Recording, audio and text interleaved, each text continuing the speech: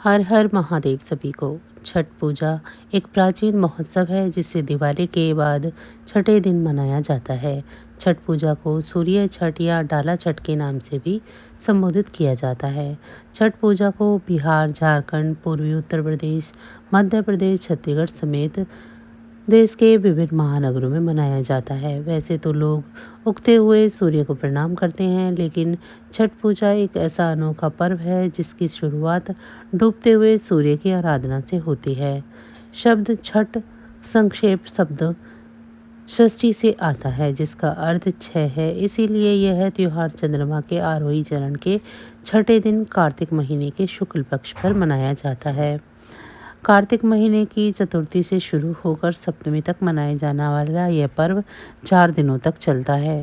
मुख्य पूजा कार्तिक माह के शुक्ल पक्ष के छठे दिन की जाती है।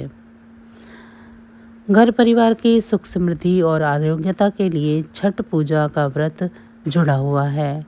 इस व्रत का मुख्य उद्देश्य पति पत्नी पुत्र पौत्र सहित सभी परिवारजनों के स्वास्थ्य की मंगल कामना छठ करना का है। अभ्यास मानसिक शांति भी प्रदान करता है। छठ के दौरान हवा का नियमित प्राणिक प्रवाह ईर्ष्या, गुस्सा और अन्य नकारात्मक भावनाओं को कम करने में मदद करता है। हमारे देश में सूर्य उपासना के कई प्रसिद्ध लोक पर्व हैं जो अलग अलग प्रांतों में अलग अलग रीति रिवाजों के साथ मनाए जाते हैं।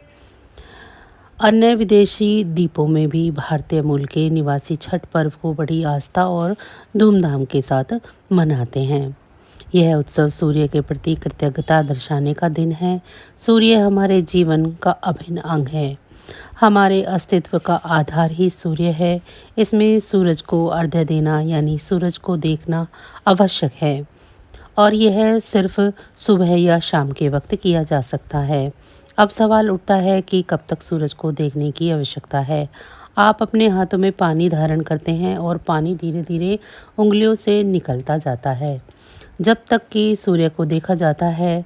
सूरज को देखने से आपके शरीर को ऊर्जा प्रदान होती है। इसीलिए पूजा मुख्य रूप से सूरज के प्रति आभार व्यक्त करने के लिए यह माना जाता है कि छठ पूजा का उत्सव प्राचीन वेदों में स्पष्ट रूप से बताया गया है, क्योंकि पूजा के दौरान किए गए अनुष्ठान ऋग्वेद में वर्णित अनुष्ठान के समान हैं, जिसमें सूर्य की पूजा की जाती है। उस समय ऋषियों को सूर्य की पूजा करने के लिए भी जाना जाता था और अच्छे सेवन किए बिना वे अपनी ऊर्जा सीधे सूर्य से प्राप्त करते थे। ऐसा कहा जाता है कि महाभारत काल में महान ऋषि धौम्य की सलाह के बाद द्रौपदी ने पांडवों को कठिनाई से मुक्ति दिलाने के लिए छठ पूजा का सहारा लिया था।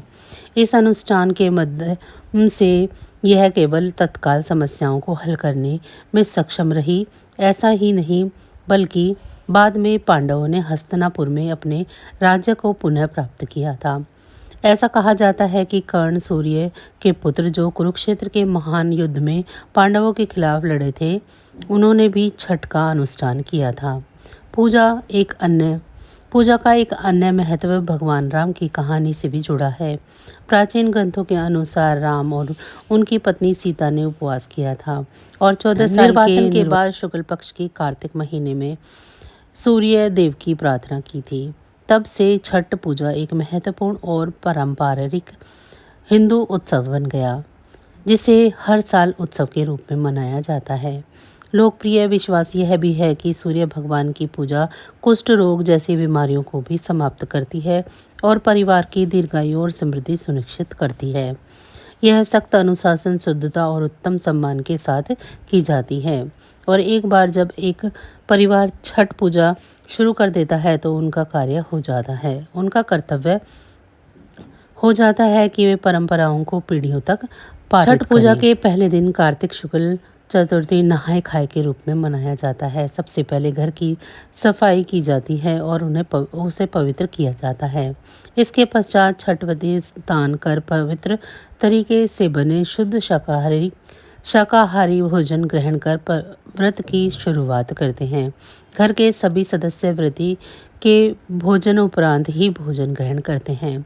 भोजन के रूप में कद्दू, चने की दाल और चावल ग्रहण किया जाता है। इस दिन भक्तों कोसी, करनाली और गंगा नदी में डुबकी लगाते हैं। और प्रसाद तैयार करने के लिए यह पवित्र जल घर लेकर आते हैं। दूसरे दिन कार्तिक शुक्ल पंचमी को व्रतधारी दिन भर का उपवास रखने के बाद शाम को भोजन करते हैं। इसे खरना कहा जाता है। खरना का प्रसाद लेने के लिए आसपास के सभी लोगों को निमंत्रित किया जाता है।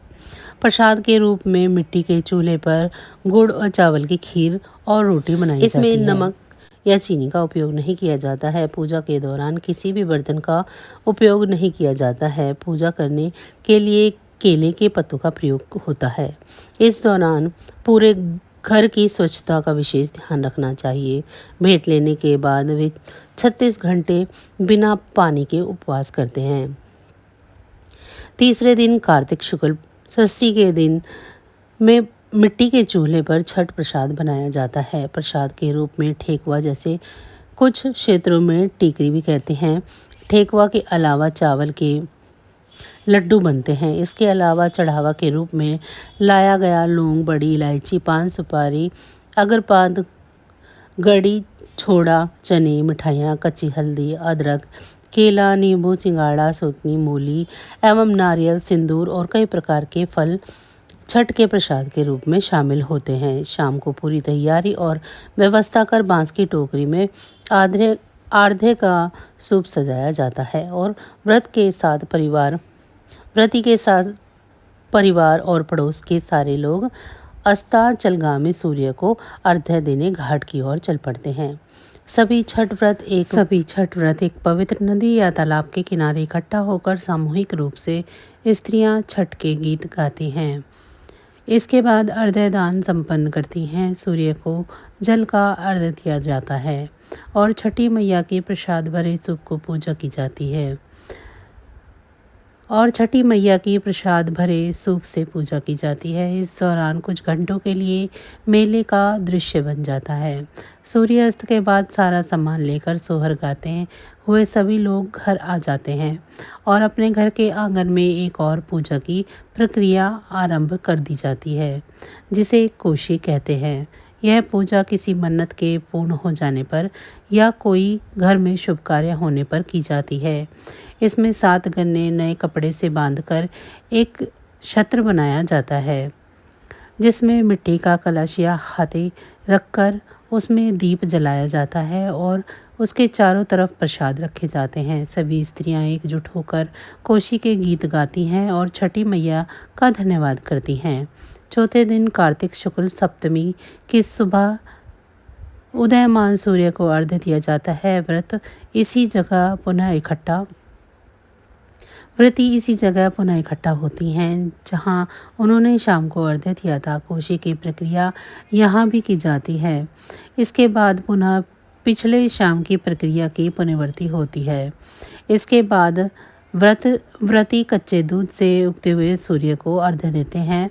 अंत में व्रती अदरक, गुड़ और थोड़ा प्रसाद खाकर पूर्ण करते हैं।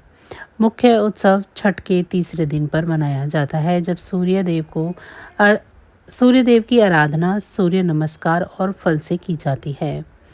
तो बस आज की जानकारी इतनी ही थी। फिर मिलेंगे हम आपको ऐसी ही किसी अन्य जानकारी के साथ अगली वीडियो में। तब तक अगर आपको मेरी ये जानकारी अच्छी लगी है तो वीडियो को लाइक करें। चैनल को अभी तक सब्सक्राइब नहीं किया है तो चैनल को सब्सक्राइब कर लें और कमेंट बॉक्स में मुझे ज़रूर बताएं कि आप सभी को मेरी ये जानकारियाँ कैसी लग रही हैं। इसी के साथ भगवान भोलेनाथ की कृपा दृष्टि आप सभी पर सदैव बनी रहे। आप सभी को और आपके परिवार को छठ पर्व की बहुत बहुत शुभकामनाएं। धन्यवाद।